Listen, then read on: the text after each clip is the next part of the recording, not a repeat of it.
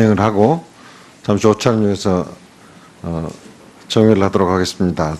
다음은 송기현 의원님 질의하시겠습니다. 예, 강원도 원주을의 송기현 의원입니다. 우리 장관 후보자께서 여러 가지 면에서 질책을 많이 받으시고 문제가 있다는 것을 아마 언론을 통해서도 들으셨기 때문에 많은 생각을 하셨을 것 같습니다. 여러 가지로 전문적인 능력이 있다는 얘기가 있었지만 여러 가지 역사관념 이런 거에 대해서는 상당히 아쉬운 점이 많이 있어요. 저희도 그렇습니다. 그런데 그럼에도 불구하고 우리 제일 첫 번째 취임하는 중기장관으로서 역할을 제대로 할 수 있다면 저희들도 그 부분을 평가해보고 싶다 이런 취지입니다. 그런 취지 잘 아시겠죠? 알겠습니다. 우선 문제가 되고 있는 거 하나 물어보겠습니다. 창조과학 관련돼 가지고 말씀하시는데요. 많이 되는데 그 창조과학에 관련돼서 특히 바이오 부분에 대해서는 걱정하는 분들이 많이 있습니다. 아무래도 그 기본적인 원리에 있어서 충돌하는 부분이 있다고 하면 장관으로서 그 부분에 대한 제한이 생기지 않을까 하는 것이 우려 중에 하나입니다. 어떻습니까? 뭐 우려에 대해서 그런 논란이 있다는 데서는 사과를 드리고요.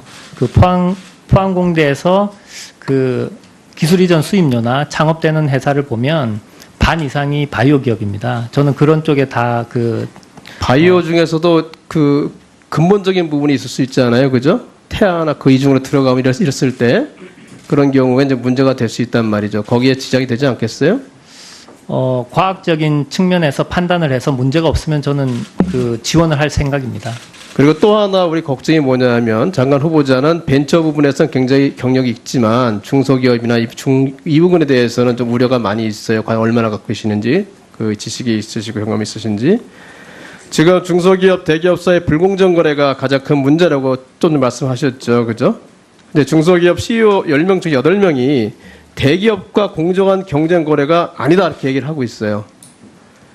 그게 가장 큰 원인은 무엇이냐 물어봤더니 57.7%가 대기업의 공정 경쟁 의지가 없다는 게 가장 큰 문제라고 했습니다.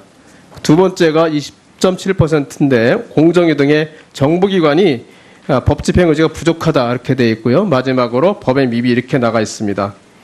지금 가장 문제가 되는 것이 규제의 실효성이 없다 이렇게 하는 거거든요. 지금 일감 몰아주기 규제가 필요한데 특히 일감 몰아주기 규제가 거의 실효성이 없다 이렇게 되어 있어요. 이 문제가 어떤 부분이 지금 있어서 어떻게 개선하면 되겠다는 생각 갖고 계신 게 있나요? 실효성 부분에 대해서는 저희 부 직원분들이 현장 목소리도 듣고 강화를 하고 있다고 생각하고요. 아까 제일 처음에 말씀드린 그런 문제가 아니라 지금 어떻게 지금 중소기업 하시는 분들은 어떻게 하면 이게 고쳐질 수 있겠다 얘기하시는지 알고 계시냐 이런 말이죠. 중소기업 하시는 분들은 어떻게 하면 이게 고쳐질 수 있겠다. 일감 몰아주기가 이렇게 어떻게 하면 규제가 고쳐질 수 있겠다 생각하시는지 알고 계시냐는 말씀이시죠. 질문의 핵심을 잘 모르겠습니다. 어떤 방법을 쓰면 대기업들의 일감 몰아주기가 고쳐질 수 있겠느냐라고 생각하냐 말이죠. 일반 기업 하시는 분들이. 잘 모르겠습니다. 모르시나요? 네. 파악을 좀 하셔야 될 것 같아요. 예, 파악하도록 하겠습니다. 처벌 기준이 미비하다는 것이 가장 크고 두 번째로는 전속 고발권 문제를 제기를 해요. 생각해 보셨습니까? 예, 보고 들은 적 있습니다. 예, 생각해 보셨어요? 예. 지금 불공정이 근절을 위해서 이제 전속 고발권이 지금 공정위에 되어 있는 것을 좀 다른 데로 확대를 해야 된다 이렇게 얘기를 해요. 예. 지금 의무고발 요청 제도라는 게 있죠. 예, 2014년도에 도입이 돼서 예. 2017년 6월까지 총 228건이 접수가 됐는데 그중에서 181건이 검토가 완료되고 47건이 조사 중인데 실제로 고발된 거는 13건밖에 안 돼요. 왜 이렇게 이게 지금 잘 활용이 안 되고 있다고 생각하시나요? 제가 알기로 공정위에서 먼저 한번 하고 난 다음에 저희들이 오면 거기에서 고발건이 생긴다고 알고 있습니다. 고발 요청건이 있다고 알고 있습니다. 그런 이제 이원화되어 있는 부분들이 있을 수 있고요. 왜 이렇게 효과가 없냐 말이에요. 왜 이렇게 효과가 없냐. 간단하게 얘기해서. 확인해 보셨어요? 이유 좀 알고 계세요? 잘 모르세요? 왜 이렇게 효과가 없는지? 228건이 요청이 됐는데 그중에서 13건밖에 실제 고발이 안 됐어요. 고발 요청이. 제가 알기로는 보복의 우려나 이제 법적인 그런 대응하는데 힘든 부분이나 이런 부분이 있는 걸로 저희들이 알고 있습니다. 고발 요청권을 고발권으로 강화하는 것에 대해서 어떻게 생각해요? 아예 중기 장관이 신중하게 검토해야 된다고 생각합니다. 거기에 부정적이라는 뜻이네요, 다른 부분에 검토할 부분들이 있으니까 뭐 의원님 의견에는 공감을 하지만 그 다른 그 효과들에 대해서도 면밀하게 검토를 해서 진행을 해야 된다고 생각을 합니다. 어느 쪽 의견이신지는 아직 안 정하셨어요? 검- 본인 의견은 물어보니까 나는 이렇게 했으면 좋겠다. 중기 장관이 되시면 나는 어느 쪽 방향으로 가고 싶다. 그런 생각이 없으시나요? 공정한 부분에 대해서 그 강화가 돼야 된다고 생각을 합니다. 예. 네, 송기 의원님 수고하셨습니다. 다음은 최연애 의원님 질의하시겠습니다. 네. 후보자님, 그 청문회라는 것이 그 장관이 얼마나 그 엄중한 자리인지를 아마 다시 한번 이 청문회를 하시면서 아마 느끼고 계실 것 같아요. 근데 후보자는 그동안 그 여러 드러난 사실만 보더라도 그 뭐 문재인 대통령이 내세웠던 그런 인사 5대 원칙에도 위배되는 사항이 많고 또 셀프 포상이라든지 사업 소득 신고를 누락하는 등 많은 의혹이 드러났어요. 그리고 뭐 역사관이니 종교, 지나친 그런 창조 과학이라는 그런 활동 이런 것들도 다 문제가 되고 있습니다. 근데 저는 이것보다 더 중요한 것이 후보자가 너무 그 과거에 자기의 모든 발언을 뒤집고 또 신념도 뒤집는 그런 행태가 저는 최소한의 그 지성인으로서의 그런 자격도 갖추지 못한 거 아닌가 하는 의구심을 갖게 만들고요. 또 좀 정직하지 않다 하는 느낌을 많이 주고 있습니다. 그래서 아니 본인도 그 기자회견에서 얘기했잖아요. 뭐 과거에 그 살은 흔적, 소시민으로 살은 흔적이 문제가 되지 않는다. 또 뭐 생활 보수다. 이런 엄호까지 받는 상황에서 왜 자기가 한 일에 대해서 이렇게 토탈 부정을 하는 겁니까? 뭐 이영훈 교수를 그 본인이 초청해 놓고 뭐 하는 사람인지도 몰랐다고 한다면 저는 포스텍이 뭐 한지도 모르는 사람을 교수가 이렇게 막 불러서 그 많은 다른 교수님과 학생들에 대해서 얘기할 수 있는지 저는 이거는 장관 후보로서의 그 자격뿐 아니라 교수로서도 이렇게 답변하시고 처신하시고 돌아가실 수 있을지 저는 그런 걱정을 할 정도입니다. 그리고 저는 청와대가 생활 보수라는 정말 듣도 보도 못한 그 궤변을 얘기를 하셔서 제가 찾아보니까 사고나 행동은 뭐 보수이나 진보이나 실제 생활은 보수 성향이다 이렇게 그 옹호를 하셨는데 저는 대통령께서 그렇다면 이걸 잘못 그 후보를 파악하고 계셨다. 후보는 제가 지금까지 행적을 보면 사고나 행동은 보수인데 뭐 장관 자리가 주어지니까 그런지 하여튼 편의에 따라서 생활 진보를 지향하는 분이 아닌가 저는 이렇게 그 생각해서 대통령께서 생활 진보라고 표현하시는 게 맞지 않았나 이런 생각을 하고요. 저는 출세 지향형 진보라는 새로운 게 나왔지 않았나 이런 걱정을 합니다. 지금 동료 교수들께서 하는 증언도 뭐 그분들이 거짓말을 했다고 지금 하시는 상황이고 또 창조 과학계 활동에 대해서 지금 여러 의원님들이 물으시니까 또 이게 아주 교묘하게 뭐 과학자이고 신앙은 따로다 이렇게 이제 비껴 나가시는데 그 불교계에서도 지나친 그 편향적 그 종교 활동 때문에 걱정을 많이 하고 심지어 반발도 하고 있다고 하잖아요. 그럼 이제 저는 그 장관께서 또 신앙마저 부인할까 저는 걱정이 됩니다. 과거에 다니신 게 교회인지도 절인지도 모르고 다녔다 이런 말 하실까 봐 저는 정말 최소한의 지성인으로서의 자격은 좀 갖춰달라 이런 말씀 드리고요. 제가 오늘 실제로 지적하고 싶은 사항은 저 대통령께서 국회에 제출한 후보자 청문 요청 사유서에서 단연간 쌓아온 기업 현장 근무 경력과 기술 벤처에 대한 투자 경험을 그 얘기를 하셨는데 제가 그 제출해 주신 이력서를 근거로 그 들여다 보니까 후보자가 창업에 관련했던 기업은 딸랑 2개에 불과하고 그 실적도 매우 부실합니다. 저기 그 들어 있는데요.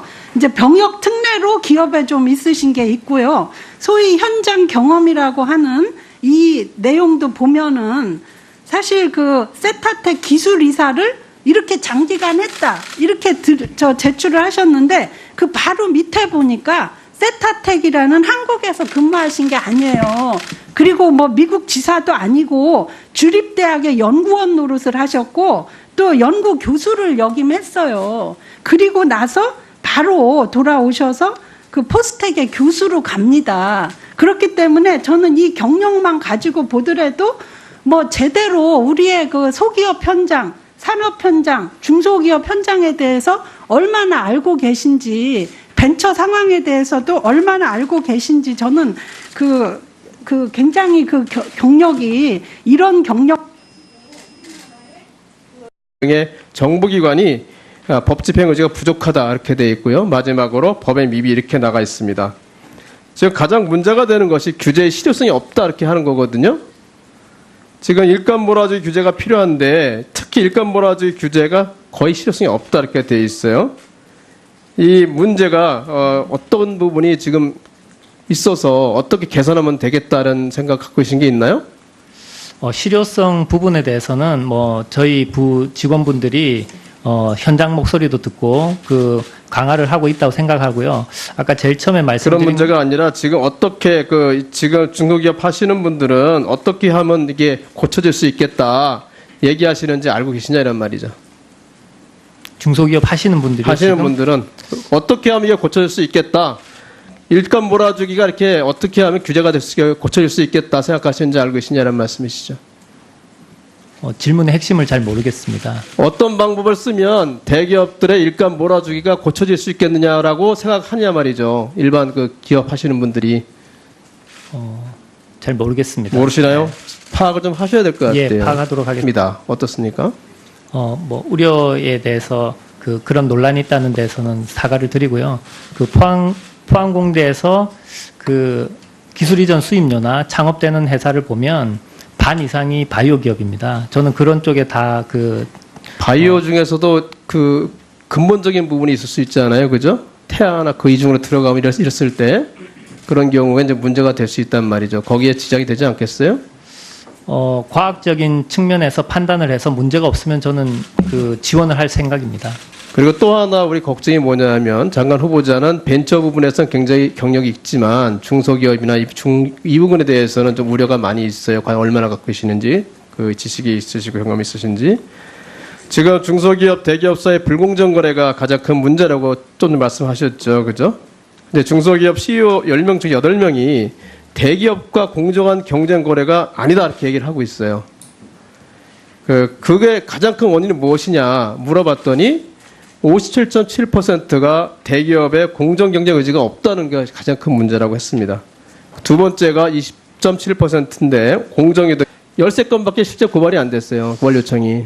제가 알기로는 보복의 우려나 이제 법적인 그런 대응하는 데 힘든 부분이나 이런 부분이 있는 걸로 알고 있습니다. 고발 요청권을 고발권으로 강화하는 것에 대해서 어떻게 생각해요? 아예 중기 장관이 신중하게 검토해야 된다고 생각합니다. 거기에 부정적이라는 뜻이나요, 근데? 다른 부분에 검토할 부분들이 있으니까 뭐 의원님 의견에는 공감을 하지만 다른 효과들에 대해서도 면밀하게 검토를 해서 진행을 해야 된다고 생각을 합니다. 어느 쪽 의견이신지는 아직 안 정하셨어요? 본인 의견은 물어보죠. 나는 이렇게 했으면 좋겠다. 중기 장관이 되시면 나는 어느 쪽 방향으로 가고 싶다. 그런 생각이 없으시나요? 공정한 부분에 대해서 강화가 돼야 된다고 생각을 합니다. 예. 네, 송기 의원님 수고하셨습니다. 다음은 최연애 의원님 질의하시겠습니다. 네.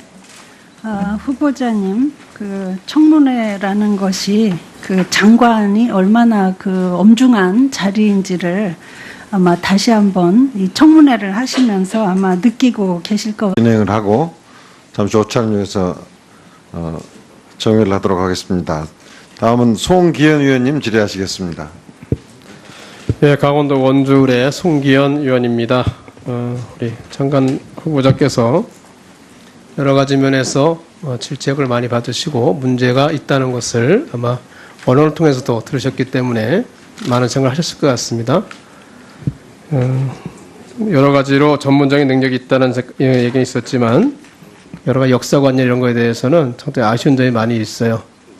저희도 그렇습니다. 그런데 그럼에도 불구하고 우리 제일 첫 번째 취임하는 중기장관으로서 역할을 제대로 할 수 있다면 저희들도 그 부분을 평가해보고 싶다 이런 취지입니다. 그런 취지 잘 아시겠죠? 알겠습니다. 우선 문제가 되고 있는 거 하나 물어보겠습니다. 창조과학 관련돼 가지고 말씀하시는데요. 많이 됐는데 그 창조과학에 관련돼서 특히 바이오 부분에 대해서는 걱정하는 분들이 많이 있습니다. 아무래도 그 기본적인 원리에 있어서 충돌하는 부분이 있다고 하면 장관으로서 그 부분에 대한 제한이 생기지 않을까 하는 것이 우려 중에 하나입니다. 처벌 기준이 미비하다는 것이 가장 크고 두 번째로는 전속 고발권 문제를 제기를 해요. 생각해 보셨습니까? 예, 보고 들은 적 있습니다. 예, 생각해 보셨어요? 예. 지금 불공정이 근절을 위해서 이제 전속 고발권이 지금 공정위에 되어 있는 것을 좀 다른 데로 확대를 해야 된다 이렇게 얘기를 해요. 예. 지금 의무고발 요청제도라는 게 있죠. 예, 2014년도에 도입이 돼서 예. 2017년 6월까지 총 228건이 접수가 됐는데 그중에서 181건이 검토가 완료되고 47건이 조사 중인데 실제로 고발된 거는 13건밖에 안 돼요. 왜 이렇게 이게 지금 잘 활용이 안 되고 있다고 생각하시나요? 제가 알기로 그 공정위에서 먼저 한번 하고 난 다음에 저희들이 오면 거기에서 고발건이 생긴다고 알고 있습니다. 고발 예, 요청하는 고발 거죠? 요청건이 있다고 예. 알고 있습니다. 예. 그런 이제 이원화되어 있는 부분들이 있을 수 있고요. 왜 이렇게 효과가 없냐 말이에요. 왜 이렇게 효과가 없냐? 간단하게 얘기해서 확인해 보셨어요? 이유 좀 알고 계세요? 잘 모르세요? 왜 이렇게 효과가 없는지? 228건이 요청이 됐는데 그중에서